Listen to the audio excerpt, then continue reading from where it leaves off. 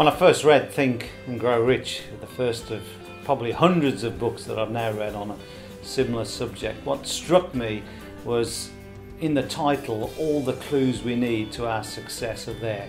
Think and grow rich. In other words, what we think about, we get. And that's not just casually thinking about something, it's really focusing on something. It's starting to understand the power of our conscious and subconscious mind in influencing everything that we do, the way that we talk, the way that we behave, the way that we think on a daily basis. The clues go back centuries. So many famous people have given statements that relate to the way that we think.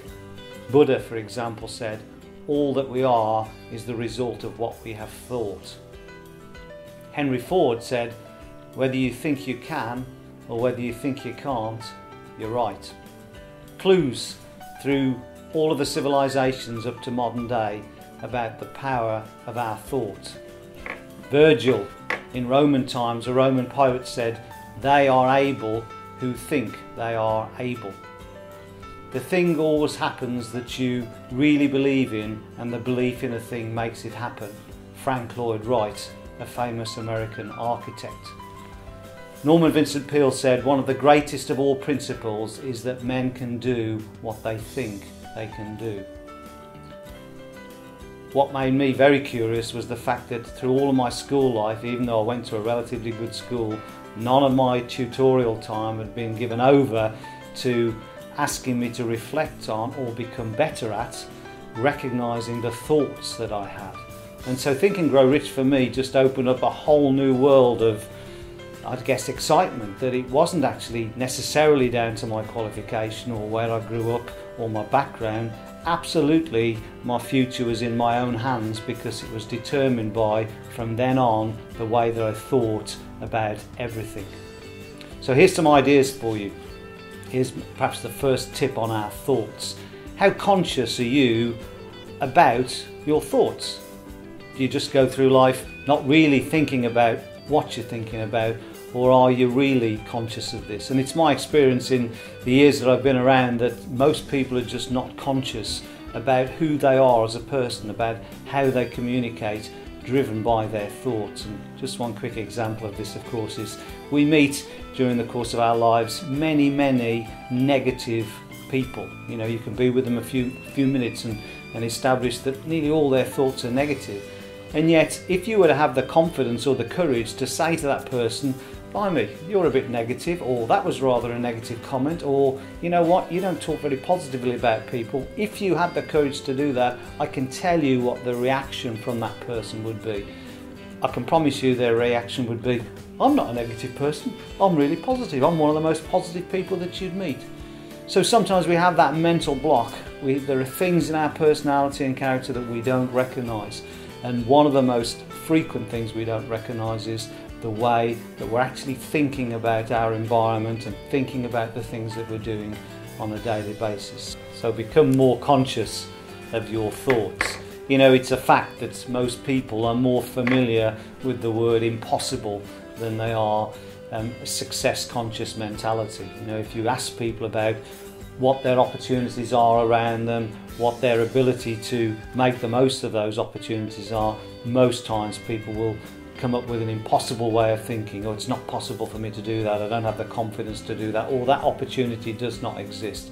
And so part of our success is about changing our thinking, becoming more success conscious than obstacle conscious. From failure conscious to success conscious is one of the fundamental principles of being successful, not just in forever, not just in business in general, but in life.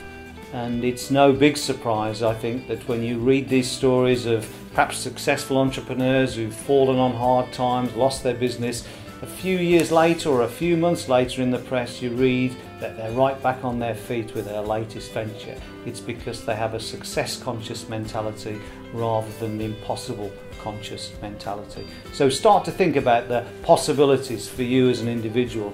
Start to think about the vehicle that you have your hands on with Forever Living, a vehicle that will enable you to achieve whatever it is that you want to achieve in your life, with a lot of help, guidance and support along the way, and learn to dream again. I read a marvellous story not so long ago about a preacher in America whose church every Sunday was full, literally standing room only. The congregation loved to be there because he inspired them in the way that he spoke from the pulpit. And unbeknown to him, one of his congregation was actually a professional motivational speaker.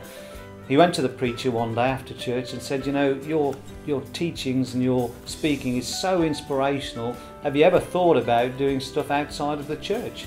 You'd be great on the speaking circuit. And the preacher said, that's not really something that I want to do commercially, but I'd be happy to go into schools and inspire school children. And the preacher subsequently wrote a book about his experiences, and to cut a very long story short, his experience basically was when he went into schools and the kids were just young in their formative years, probably under 10, and he was at the front of the class and said, you know, who's a good singer in the room? He said the kids would sort of burst into song and start competing with each other to sing. And he said, you know, to them, perhaps who's good at drawing pictures in the room? He said the kids would have pictures drawn before it even told them to get going. You know, children that age, they don't have inhibitions, they can dream big, they're excited. He said what a contrast when he went into the colleges and the universities when the kids were in their later teens, just about to start in their career, and he asked the same questions: who's good in the room at singing? Nobody would dare put their hand up, and those few brave ones that did often would get a bit of a ribbing from the people next to them. Oh, you can't sing, you're tone deaf. It's an indication that, you know, as we go through our school years, as we get older, our ability to dream has often been knocked out of us, and so we get to the point where we're starting in our careers, perhaps with our forever career, an opportunity to do whatever we want with this career, but those fears are holding us back, that inability to dream that's been knocked out of us along the way, that preconditioning that it is all about where we've been and all about our education, rather than about perhaps changing our thinking and looking for that success conscious rather than that negative impossible conscious.